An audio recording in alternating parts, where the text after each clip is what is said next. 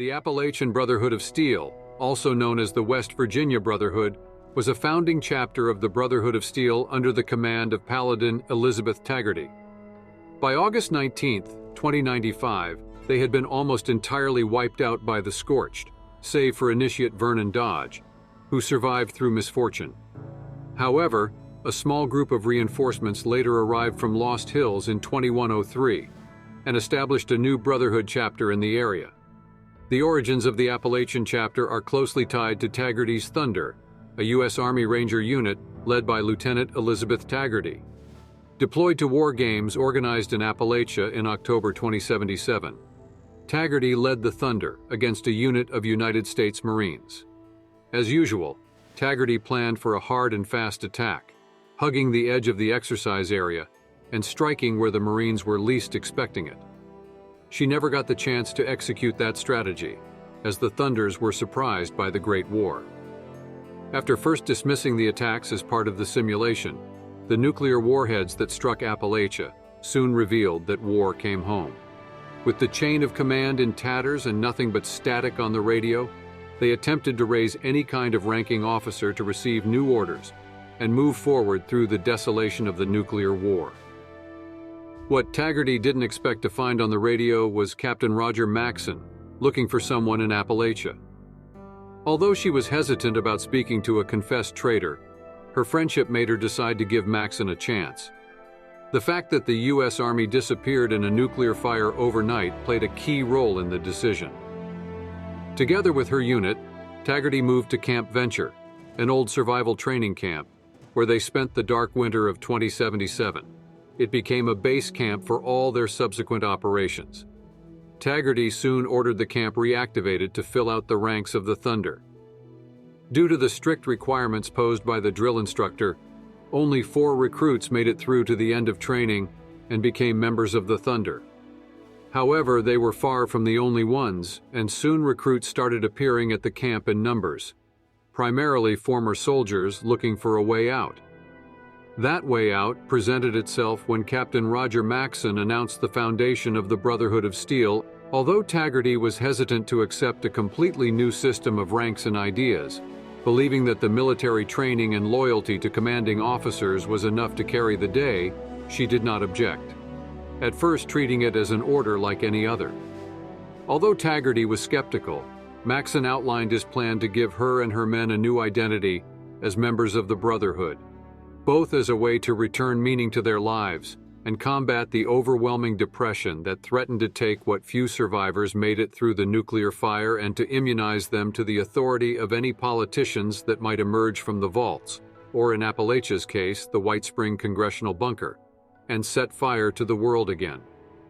Taggarty accepted the new orders without believing in them at first, but soon grew into her role. Paladin Taggarty was known for only recruiting from those who had military experience, and found it difficult to coordinate with the other, more civilian factions in Appalachia. This became apparent in their dealings with the Responders in Charleston. By October 2082, the Brotherhood appeared on the verge of conflict with the Responders, as they requisitioned munitions while the Responders were trying to contain the Huntersville mutant threat.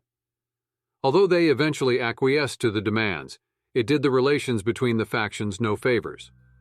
However, the relations eventually normalized, especially since the Brotherhood had other problems, as did the Responders, due to the Christmas flood which destroyed Charleston in December 2082. The Brotherhood's numbers and new classes graduating from Camp Venture exhausted the available space at the survival camp, necessitating expansion. The Brotherhood decided to expand south into the Cranberry Bog, opting to seize the defunct Allegheny Asylum as their new base of operations, dubbing it Fort Defiance. Although plagued by feral ghouls, the building was structurally sound and had a direct connection to the Thunder Mountain power plant via landlines, wrestled from the Free States by Taggarty's troops.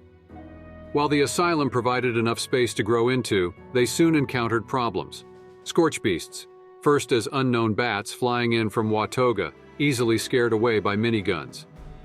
This was chalked up to bog weirdness at first, a grave error. West of the mountains, the Brotherhood forged alliances. The Brotherhood and the Responders united together against the super mutants, fighting a bitter battle known as the Battle of Huntersville to contain the mutants that ultimately ended in a major victory. The campaign ended in May 2086, marking the high point in Responder and Brotherhood relations, although it claimed many lives, including Squire De Silva and Paladin Swafford. Congratulating them on their victory, Elder Maxon also announced a new mission for the Brotherhood: to act as preservationists, keeping the embers of civilization burning so that the Brotherhood may become the catalyst for a new, better civilization in the future. Taggarty implemented the new orders, and one of her first orders was to pull troops out from Grafton Dam, abandoning passes through the Savage Divide that allowed the Responders and Free States to trade openly. Some responded to this new policy with enthusiasm, others with grudging acceptance, and yet others, like Sergeant Hank Madigan, left the Brotherhood to join the Responders. The new mission quickly took a back seat, however, as the Brotherhood encountered the Scorch Beasts and the Scorched in the Cranberry Bog. Conferring with Maxon's ace researcher, scribe Haley Takano, the Brotherhood in Appalachia quickly calculated that the Scorch Beasts represented a potential extinction event for humanity. Lost Hills supplied several designs and weapon schematics to help stem the tide, including a sonic generator and an automated research program. Before being cut off, Maxon ordered Taggarty to hold the tide and prescribed the use of nuclear weapons. Camp Venture was officially abandoned on July 20, 2093, as the Brotherhood tightened their belt and pulled all remaining troops to focus their firepower at the Allegheny Asylum and Thunder Mountain Power Plant. The remaining squires completed their training, though no new candidates were accepted at this point. The Brotherhood focused on fighting the Scorch Beasts entirely, tapping all available sources of supplies, taxing their goodwill. By January 2094, that meant routinely requisitioning food, dozens of missiles, fusion cores, and hundreds of rounds of conventional ammunition from all available sources. Realizing that time was not on their side, the Brotherhood launched Operation Touchdown in the Glassed Cavern on January 28, 2095, with Paladin Taggarty taking the most well-trained troops of the Brotherhood to confront the Scorch Beasts in their lair and destroy them. The operation claimed the life of Paladin Taggarty and her men, but for over a week no Scorch Beasts appeared on the surface, leading Senior Knight Wilson to declare a preliminary mission accomplished. However, this proved to be optimistic. By June, the sightings continued to increase in number, indicating that Touchdown had failed. By August, the situation was clear. The Brotherhood had failed in its mission and was rapidly approaching extinction. Rather than flee, the soldiers decided to continue manning their posts until the bitter end, trying to buy as much time for Appalachia as possible. In the early months of 2095, some Brotherhood members caught wind that Amy Carey was working on a project, and she theorized the Brotherhood were after her to steal her technology. The Brotherhood demanded supplies and information about Amy's project, holding Maria Chavez at gunpoint. Sensing the Brotherhood were finding her location, Amy fled. By August 18, 2095, the Brotherhood was down to Scribe Grant and a handful of surviving knights. They made their last stand at Fort Defiance. Before their deaths, they sent a message to the Responders that Defiance has fallen, which confused them. Thunder Mountain fell on August 19th, completing the destruction of the Brotherhood. With their deaths, the Brotherhood in Appalachia was extinguished, leaving behind a bounty of weapons and the automated defenses for those who would come after to try and fight the Scorch Beasts. The Brotherhood of Steel in Appalachia was initially limited to just Taggarty's Thunder and auxiliary forces recruited at Camp Venture, later turned into full Rangers and members by the brutal training methods. After joining the Brotherhood, they were folded into the existing Brotherhood of Steel ranks, with one minor difference characteristic to the early years of the Brotherhood, in that squires were adult members of the Brotherhood training to become full knights.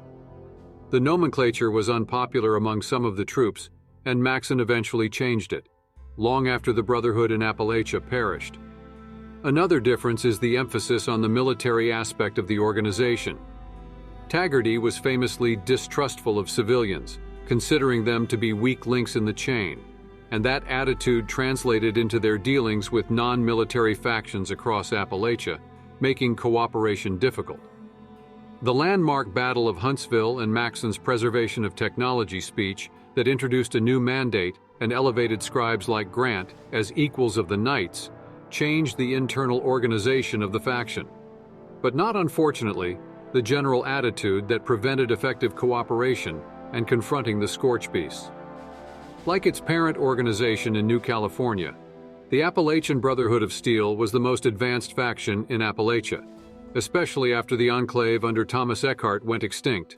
It used standardized weapons and uniform, and most importantly, had access to a large number of T-51 power armor suits that were standard issue to ranking knights after completing their training at Camp Venture under Senior Knight Ted Wilson. The Brotherhood used many conventional weapons such as the minigun, missile launcher, and even custom-modified hunting rifles. However, they also had access to highly advanced pre-war weaponry, such as the Fat Man, Gatling laser, and laser gun.